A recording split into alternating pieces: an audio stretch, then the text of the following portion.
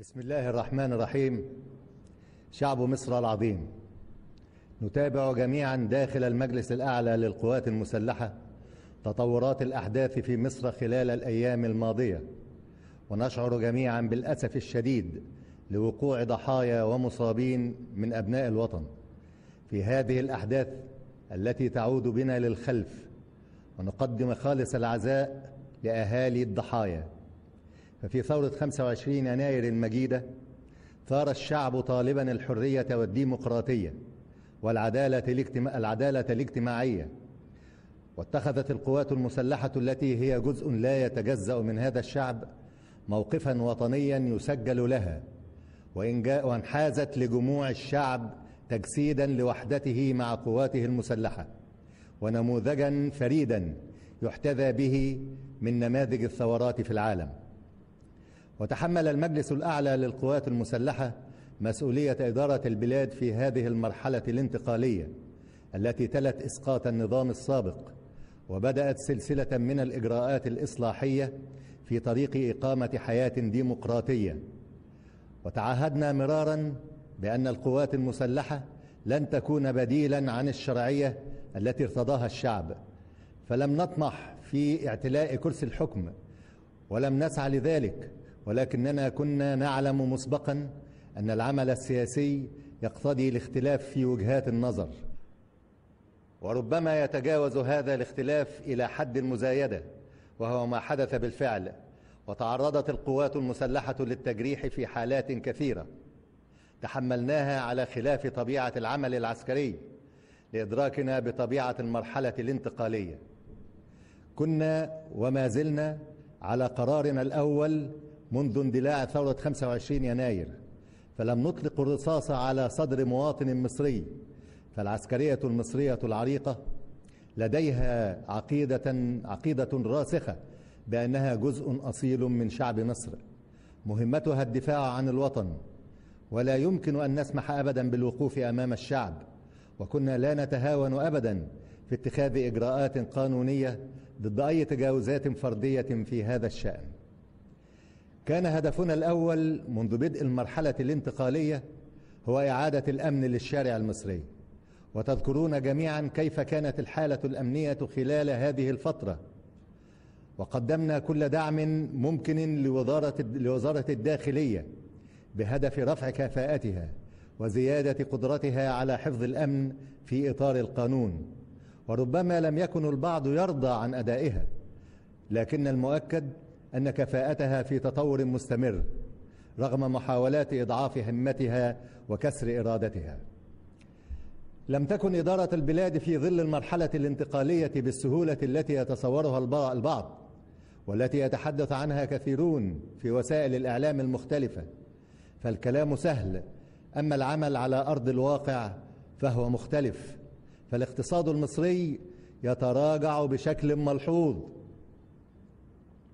وكلما اقتربت الأمور من الاستقرار وقع حدث يجرنا مرة أخرى للخلف.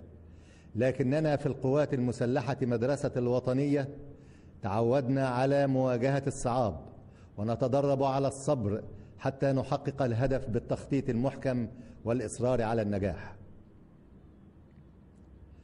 حاول البعض جرنا لمواجهات وتحملنا المصاعب والتجريح والتشويه، ولكننا لم نستجب لتلك المحاولات، وكنا دائما ولا زلنا نلتزم ضبط النفس لأقصى درجة. وقد تحملت معنا الحكومة هذه المصاعب، فالاعتصامات والاحتجاجات الفئوية وغير الفئوية لا تتوقف، والإنتاج يتعطل، وبالتالي تقل الموارد. رغم ذلك فنحن كمجلس عسكري للقوات المسلحة وحكومة كنا دائما مطالبين بالمزيد، وهي معادلة غير متزنة على الإطلاق. ونتيجة لاستمرار التوتر هربت استثمارات كثيرة كانت مصر ولا زالت في أمس الحاجة إليها. لم ننفرد باتخاذ قرار سياسي، وكنا دائما نستطلع آراء القوى السياسية والوطنية وائتلافات شباب الثورة المختلفة، ونسعى لاتخاذ القرار الأقرب إلى التوافق. ومنذ اليوم الأول بدأ التخطيط لعملية سياسية تنتهي بتسليم مقاليد الحكم إلى سلطة مدنية منتخبة بإرادة ديمقراطية حرة، فتم الاستفتاء على تعديل بعض المواد الدستورية وإصدار إعلان دستوري، وتم سن عدة قوانين للإصلاح السياسي، والتزمنا بالمسار الذي توافقت عليه غالبية القوى السياسية، وتقرر أن تبدأ عملية بناء مؤسسة برلمانية في انتخابات حرة نزيهة. لكننا كلما اقتربنا من موعد إجراء الانتخابات يزداد التوتر والخلاف بشكل غير مبرر على الإطلاق. إن المجلس الأعلى للقوات المسلحة لا يهمه سوى مصلحة الوطن، ولا يهمه من سيفوز في الانتخابات أو من سيتولى الرئاسة، فالأمر كله مرهون بإرادة الشعب، ولا رجعة في هذا التوجه الديمقراطي الذي ارتضاه شعب مصر وناضل من أجله في ثورة 25 يناير. وأمام ادعاءات البعض بأن المجلس الأعلى للقوات المسلحة يتباطؤ في تسليم السلطة، تم الإعلان في جدول زمني محدد لذلك على المسار الذي حدده الشعب في استفتاء 19 مارس.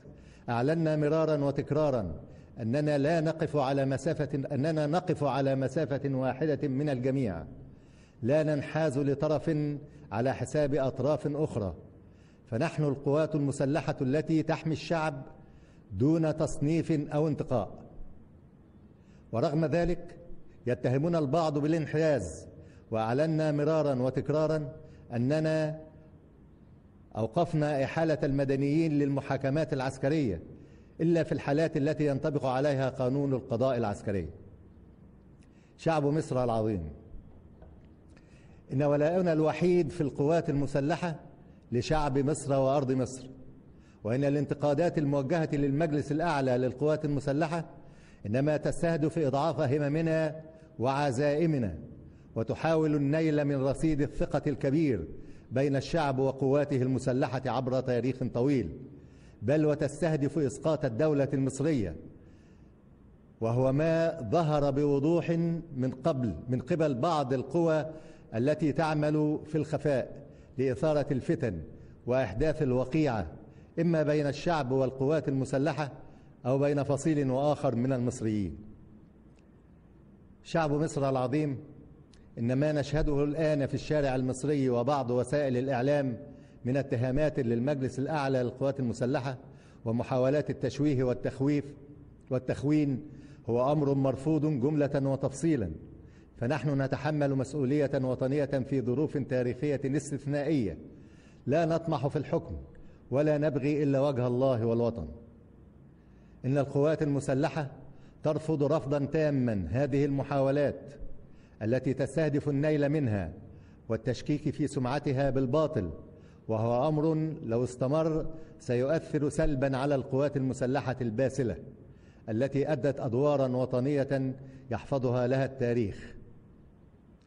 لقد قررت ما يلي: قبول استقالة حكومة الدكتور عصام شرف وتكليفها بالاستمرار في العمل لحين تشكيل حكومة جديدة لها الصلاحيات التي تمكنها من استكمال الفترة الانتقالية بالتعاون مع المجلس الأعلى للقوات المسلحة. الالتزام بإجراء الانتخابات البرلمانية في توقيتاتها المحددة، والانتهاء من انتخاب رئيس الجمهورية قبل نهاية شهر يونيو 2012. إن القوات المسلحة ممثلة في مجلسها الأعلى لا تطمح في الحكم، وتضع المصلحة العليا للبلاد فوق كل اعتبار، وإنها على استعداد تام لتسليم المسؤولية فورا والعودة إلى مهمتها الأصلية في حماية الوطن إذا أراد الشعب ذلك من خلال استفتاء شعبي إذا اقتضت الضرورة ذلك. حفظ الله مصر وشعبها من كل سوء، والسلام عليكم ورحمة الله وبركاته.